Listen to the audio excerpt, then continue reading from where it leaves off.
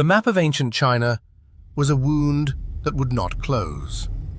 For more than 2 centuries, 7 kingdoms tore at one another across the plains of the Yellow River, each convinced that heaven belonged to it alone. Historians call it the Warring States period. To those who lived through it, it was simply the world, a place where cities burned on schedule and harvests were counted in soldiers. Armies swelled into the hundreds of thousands. Bronze gave way to iron.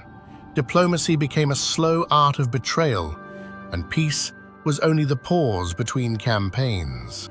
In the west, pressed against the mountains and the barbarian frontier, sat the state of Qin. It was poorer than its rivals, rougher, more distant from the refined courts of the east.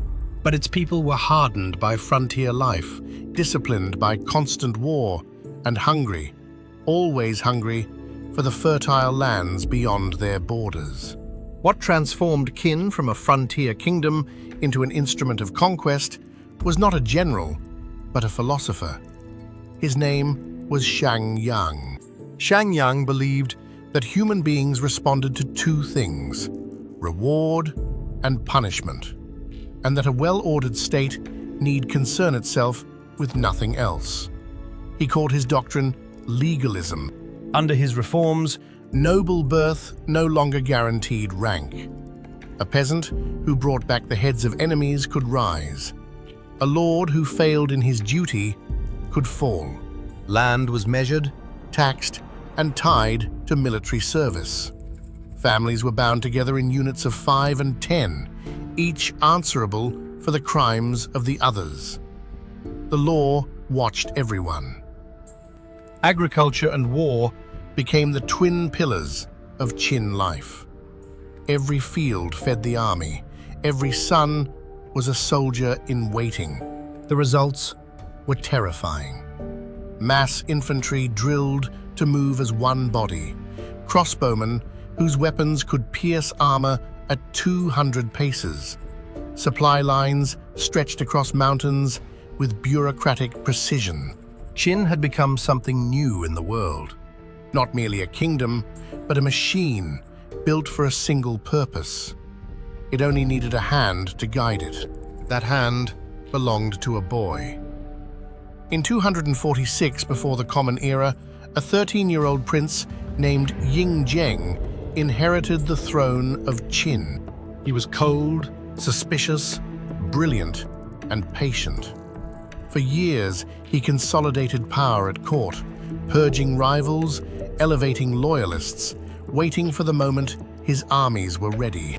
When he moved without mercy. In 230, Qin swallowed the kingdom of Han. 2 years later, Zhao fell after a campaign of siege and famine. Wei was drowned when Qin engineers broke the dikes of the Yellow River and turned its capital into a lake. Chu, the vast southern power, resisted for years before it too was ground down. Yan sent an assassin with a poisoned dagger hidden in a map. The assassin failed.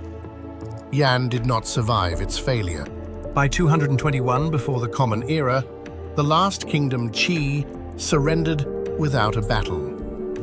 For the first time in recorded history, the lands between the steppe and the southern rivers answered to one ruler. Ying declared that the old titles were no longer sufficient. He would be Qin Shi Huang, the first emperor. He expected his line to rule for 10,000 generations. Conquest was only the beginning. An empire so vast, so recently stitched together from enemies, could not be held by armies alone. So the first emperor set about rebuilding the very grammar of Chinese life. The many scripts of the old kingdoms were abolished in favor of a single, standardized writing.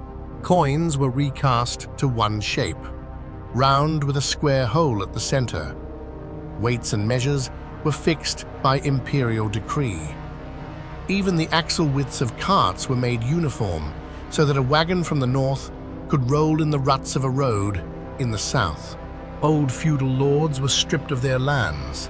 In their place, the empire was divided into 36 commanderies, each governed by officials appointed by and answerable to the throne. Along the northern frontier, existing walls raised by rival kingdoms were linked and extended against the horsemen of the steppe. It was the first ancestor of what the world would one day call the Great Wall. In the south, laborers cut the Lingu Canal through the hills, joining two river systems and opening the way to lands that had never known a Chinese emperor. Imperial highways radiated from the capital like the spokes of a wheel. Yet unity was purchased in blood.